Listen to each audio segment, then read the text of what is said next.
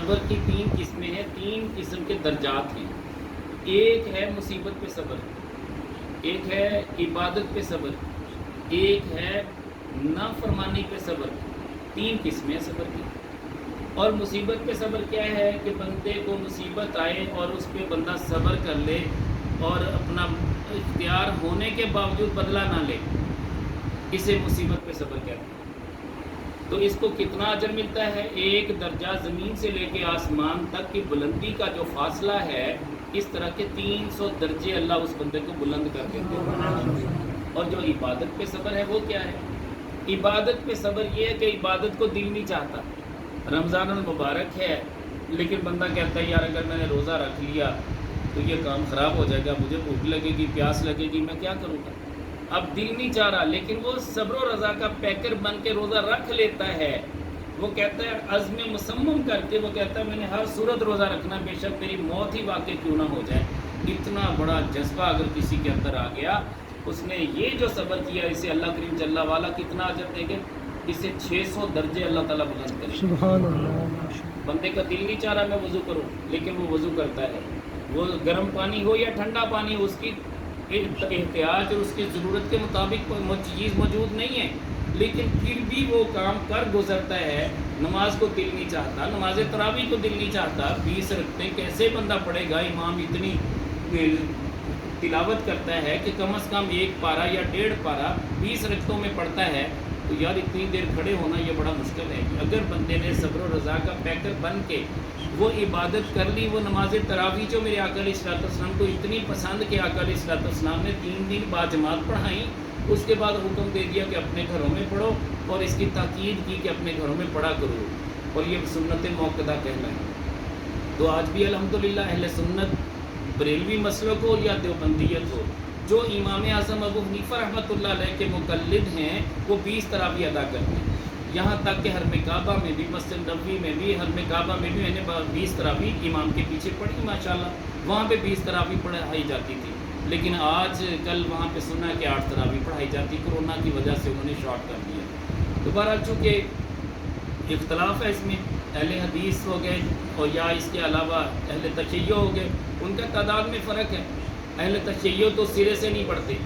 بعض لوگ کہتے ہیں کہ جی وہ 12 رکعتیں پڑھتے ہیں، لیکن میں نے کچھ ایسے ذاکرین کو سنا ہے جنہوں نے سرے سے انکار کر دیا کہ ایک تراویح بھی پڑھنا جائز نہیں، اس لیے کہ تراویح صحابہ نے نہیں پڑھی تھی.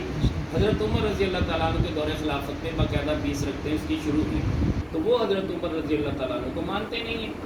ادھر اہل حدیثوں کو لے لیجئے، وہ کہتے ہیں کہ یہ 8 تراویح ہیں، حالانکہ بخاری شریف میں تذکرہ جو ہے وہ نماز تہجد کا ہے. قیام اللیل میرے آقا علیہ الصلوۃ والسلام رمضان المبارک میں، جس کو نماز تہجد کہتے ہیں، باجماعت پڑھا کرتے تھے. اور الحمدللہ آج بھی یہ گزشتہ سالوں تک جو مجھے موقع ملتا رہا ماہ سیام میں، آخری عشرے میں خاص طور پہ 20 تراویح کے بعد 1 گھنٹے کا وقفہ ہوتا تھا. 1 گھنٹے کے بعد پھر قیام اللیل ہوتا تھا، یعنی 10 نفل پڑھے جاتے تھے، اس میں 1 وتر بھی پڑھا جاتا تھا. وہ نماز تہجد جو میرے آقا علیہ الصلوۃ والسلام باجماعت پڑھا کرتے تھے، اس کی سنت کو بھی پورا کیا جاتا ہے، یعنی قیام اللیل والی سنت کو پورا کیا جاتا ہے. بہرحال یہ اختلافات اپنی جگہ. عبادت پہ بندہ صبر کرتا ہے 600 درجے بلند ہو جاتا ہے. اور اگر بندہ نافرمانی، جو ایسا کام جس میں اللہ جل شانہ کی یا اس کے رسول صلی اللہ علیہ وسلم کی نافرمانی صادر ہونے کا اندیشہ ہو، اس پہ صبر کر لے. کوئی ایسا گناہ بندے کے سامنے ہو، اس کی پاور بھی ہو، طاقت بھی ہو، اس کے آسائشیں بھی ہوں، اسباب بھی ہوں، لیکن پھر بھی وہ بندہ وہ گناہ نہ کرے، یہ ہے نافرمانی پہ صبر. نافرمانی کرنا چاہتا بھی ہے لیکن وہ صبر کر لیتا ہے، اللہ کریم جل وعلا اسے 900 درجے بلند کرتا ہے. اب مجھے بتائیے کہ کیا روزہ رکھا ہوا ہو، بندہ روزہ توڑ دے جان بوجھ کے، یہ نافرمانی ہے یا نہیں ہے نا؟ اب روزہ رکھا ہوا ہے، فریج بھی کمرے کے اندر ہے، بیوی بھی آپ کے لیے جو حلال ہے، لیکن روزے کی وجہ سے وقتی طور پہ حرام ہو گئی. وہ سارا کچھ موجود ہے، لیکن آپ نہ بیوی کے قریب جا رہے ہیں، نہ آپ روزہ افطار کر رہے ہیں، پانی بھی ٹھنڈا ہے، پیاس بھی لگی ہوئی ہے، کھانے کی ساری چیزیں فریج میں ہیں، آپ اللہ سے ڈر رہے ہیں. یہ آپ کا اللہ تعالیٰ سے ڈرنا اور روزے کو برقرار رکھنا آپ کو 900 درجے بلند کر دے گا. یہ معمولی بلندی نہیں ہے، بہت بڑا مرتبہ ہے، 900 درجات کی بلندی یہ اللہ جل شانہ کی عطا کردہ نعمت ہے بندے پہ۔ بہترین قسم کا بندے کے پاس محل ہے، بہترین مال و دولت اللہ نے دیا ہے، ایک کال پہ اس کے پاس بڑی بڑی دوشیزائیں آ سکتی ہیں، سارے اختیار موجود ہیں، کوئی اسے روکنے ٹوکنے والا نہیں ہے، لیکن وہ نہ کسی دوشیزہ کو فون کرتا ہے، نہ کسی کی عزت دار کرتا ہے، نہ اپنے مال کا غلط استعمال کرتا ہے، نہ اپنے محل کا غلط استعمال کرتا ہے، بلکہ اللہ جل شانہ کا نیک بندہ بن کے وہی مال اللہ کے راستے پہ خرچ کرنا شروع کر دیتا ہے۔ ادھر وہ نافرمانی پہ صبر کر لیتا ہے کہ میں نے نافرمانی نہیں کرنی، اللہ 900 درجے اسے کم کر دیتا ہے۔ اللہ کریم جل والا ایک انعام اور عطا کرے گا، وہ انعام کیا ہے؟ قیامت کا دن ہوگا جب پوری روئے زمین پہ کسی قسم کا کوئی سایہ نہیں ہوگا، ایک سایہ صدقہ کا ہوگا جو اس نے اپنی زندگی میں صدقہ و خیرات کیا ہوگا، وہ مختصر سایہ ہوگا، کتنا ہوگا کہ اس میں صرف وہی بندہ چل سکے گا، وہ سائبان کی طرح اس کے اوپر سایہ موجود ہوگا جو اس نے صدقہ و خیرات کیے ہوں گے۔ لیکن وہ بندہ جس نے صدقہ و خیرات، تو اس کے پاس ہمت ہی نہیں تھی، لیکن اس کے پاس ایک عمل ایسا تھا جو اس نے کیا، وہ کیا؟ اس نے وہ عمل یہ کیا کہ اسے بڑی بڑی دوشیزائیں دعوت گناہ دیتی رہیں، وہ قریب بھی نہیں گیا۔ اسے شراب کی دعوت دی گئی، زنا کی دعوت دی گئی، اسے چوری اور ڈکیتی کی دعوت دی گئی، بے حیائی کے کاموں کی دعوت دی گئی، اسے والدین کی نافرمانی کے لیے شیطان نے اکسایا، اس نے حقوق پامال کرنے کا حکم دیا، مگر اس نے صبر و رضا کا پیکر بن کے دکھا دیا، اس نے بے حیائی کے کام کی طرف آنکھ بھی نہیں اٹھا کے دیکھی۔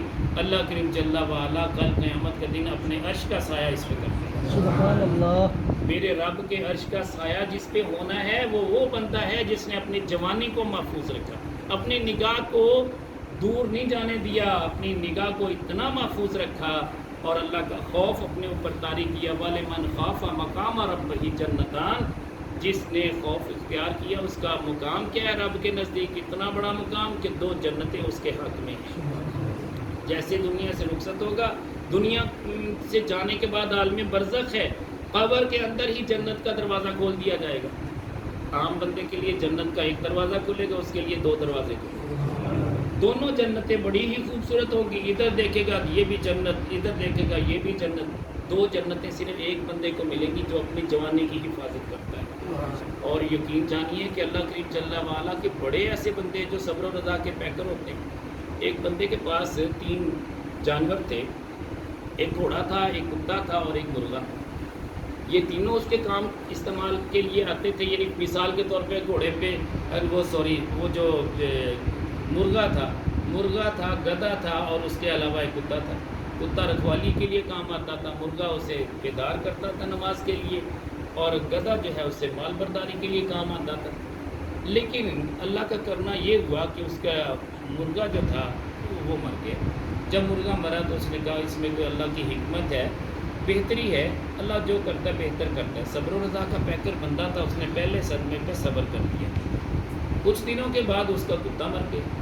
اب جب وہ کتا مرا تو کہنے لگا یہ بھی اللہ کی حکمت ہے، اللہ کی مرضی، جس نے میری رکھوالی کے لیے یہ کتا میرے پاس بھیجا تھا، مجھے دیا تھا، میں نے اس کی پرورش کی، اسے پالا پوسا، اب وہ اگر دنیا سے چلا گیا کوئی بات نہیں، مرضی اللہ کی۔ اچانک ایسا ہوا کہ بھیڑیا آیا، اس کے گدھے کو چیر پھاڑ کے رکھ دیا۔ کہنے لگا یہ بھی اللہ کی مرضی، اللہ اور دے دے گا، جس رب نے مجھے یہ گدھا دیا تھا مزدوری کرنے کے لیے، مال برداری کے لیے، وہ مجھے اور بھی دے دے گا۔ اتنا صبر و رضا کا پیکر بندہ۔ کچھ دنوں کے بعد اللہ کریم جل وعلا کا کرم یہ ہوا کہ اس علاقے میں رات کے اندھیرے میں چور آئے، جہاں جہاں مرغے بول رہے تھے ان بستیوں میں چلے گئے، جہاں جہاں مرغوں کی آواز آ رہی تھی یا کتے بھونکنے کی آواز آ رہی تھی، چوروں نے ان سارے گھروں کو لوٹ لیا۔ اگر اس پورے علاقے میں کوئی گھر بچا تو صرف یہ گھر بچا تھا۔ لوگ سارے پوچھنے لگے کہ تمہارے گھر کو چوروں نے کیوں نہیں لوٹا؟ کہنے لگا نہ میرے پاس کتا تھا نہ میرے پاس مرغا تھا، میرے رب کی حکمتیں یہ تھی کہ مجھے رب نے محفوظ رکھنا تھا، یہ چیزیں مجھ سے واپس لے لی گئی۔ تو میرا رب بڑا بے نیاز ہے، اب تمہارے پاس مال و دولت بھی تھا، سب کچھ تھا، لیکن یہ جانور جب بولے تو چور وہاں پہنچے اور انہوں نے آپ کے مال کو بھی چوری کر دیا۔ بات یہ ہے کہ جب اللہ تعالیٰ کی طرف سے آزمائش آتی ہے نا، بندے کو پتہ نہیں چلتا۔ یہ صبر و رضا کے پیکر بننے کا صلہ اللہ بہت دیتے ہیں۔ میں نے پچھلے جمعے موسیٰ علیہ نبینا علیہ السلام کے حوالے سے بات کرنی تھی، ضمناً وہ بھی بات کر دوں کہ حضرت سیدنا موسیٰ علیہ نبینا علیہ السلام نے جتنا صبر کیا ہے وہ کوئی کم صبر نہیں ہے. یعنی آپ کی حالت کیا ہے کہ والدہ محترمہ سے آپ شروع کر لیجئے کہ والدہ کو پہلے صبر و رضا کا پیکر بنایا گیا.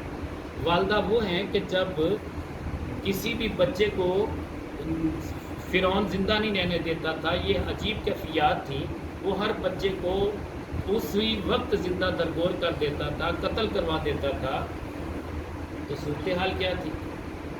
والدہ محترمہ دور چلی جاتی ہیں، وہاں بچے کی پیدائش ہوتی ہے موسیٰ علیہ السلام کو، پھر وہاں رکھنا بھی مشکل تھا کہ کہیں ان کے کرندے یہاں پہنچ گئے تو کام خراب ہو جائے گا. اللہ کریم جل وعلا ان کے دل میں یہ بات ڈال دیتے ہیں کہ اے میری بندی تم اس طرح کرو، اس بچے کو کسی ٹوکری میں رکھ کے دریا میں بہا دو، اللہ خیر کر دے گا. بہن کا دل ان کے بچے کے ساتھ لگا ہوا تھا. بہن کہہ رہی کہ میں اپنے بھائی کو کیسے دریا کے سپرد کر سکتی ہوں.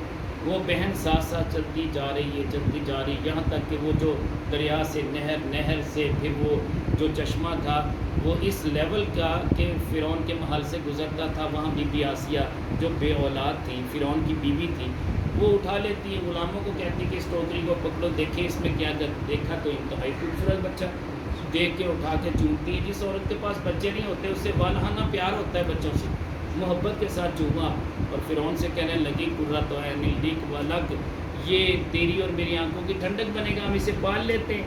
فرعون کہنے لگا مجھے تو لگتا ہے یہی بچہ میرا تختہ الٹے گا. آپ نے فرمایا کہ نہیں، یہ تو دریا میں بہتا ہوا آیا ہے، وہ تو بنی اسرائیل میں سے ہوگا، یہ تو کسی اور قوم سے ادھر سے بہتا ہوا آ رہا ہے، لہٰذا یہ وہ نہیں ہے.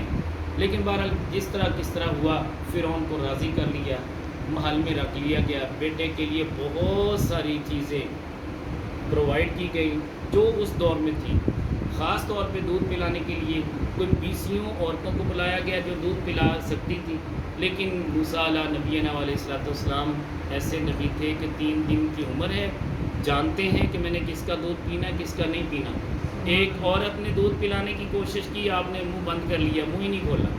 دوسری نے کوشش کی، تیسری نے کوشش کی، اللہ حاضر قیاس کے 20 عورتیں دودھ پلانے والی تھیں، ہم نے دودھ نہیں پیا. کیوں؟ میرے رب نے فرمایا تھا وَحَرَّمْنَا عَلَيْهِ الْمَرَاضِعَ، ہم نے موسیٰ علیہ السلام پہ دائیوں کا دودھ پینا حرام قرار دے دیا تھا.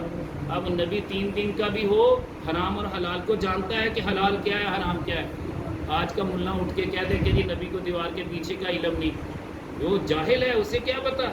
میرے نبی صلی اللہ علیہ وسلم کو جو علم ہے، میرے آقا علیہ السلام شہداء بدر کے لیے وہاں تشریف فرماتے ہیں، حوصلہ افزائی کے لیے کیا فرماتے ہیں؟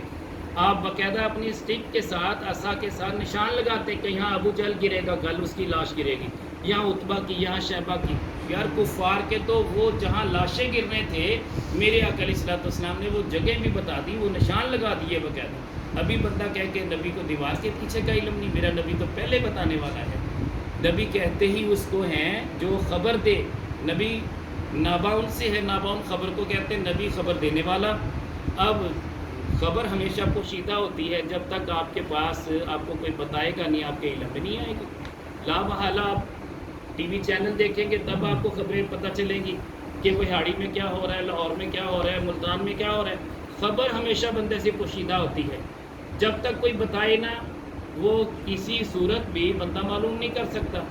ہمیں نہیں پتہ تھا جنت کیا ہے، دوزخ کیا ہے، رب کیا ہے، بتانے والے کون ہیں؟ مخبر صادق ہمارے نبی صلی اللہ علیہ وسلم. جیسے آقا علیہ السلام نے بتا دیا، ہم نے من عنہ اس کو تسلیم کر لیا. تو بہرحال موسیٰ علیہ نبینا علیہ السلام، ان کی چونکہ بہن بھی ساتھ تھی، اب بہن کو پتہ تھا، ان کے دل کی خواہش یہ تھی کاش کہ میری والدہ ہی ان کو دودھ پلائے. اللہ نے ان کے دل کی خواہش کو پورا کیا. وہ کہنے لگے ایک ایسی عورت کی خبر نہ دو جس کا دودھ ہر بچہ پی لیتا ہے. وہ کہتے بتائیں، کہنے لگے میں بلا کے لاتی ہوں. لے کے آ گئے اپنی والدہ کو. امی جی کام بن گیا، اب آپ اسی محل میں رہیں گے، پروٹوکول بھی ملے گا، عزت بھی ملے گی، اجرت بھی ملے گی. موسیٰ علیہ السلام کو دودھ بھی آپ پلائیں گی. جب پلانے لگے موسیٰ علیہ السلام نے ماں کا دودھ جیسے ہی دیکھا فوراً پینا شروع کر دیا. اس لیے کہ رب کائنات جل وعلا نے فرمایا تھا کہ الا امہ، مگر ان کی ماں کا، باقی سارے حرام لیکن یہ حلال کر دیا گیا ہے. یہ یہاں پہ الا جو ہے اس حروف استثناء میں سے ہے. اب صورتحال یہ ہے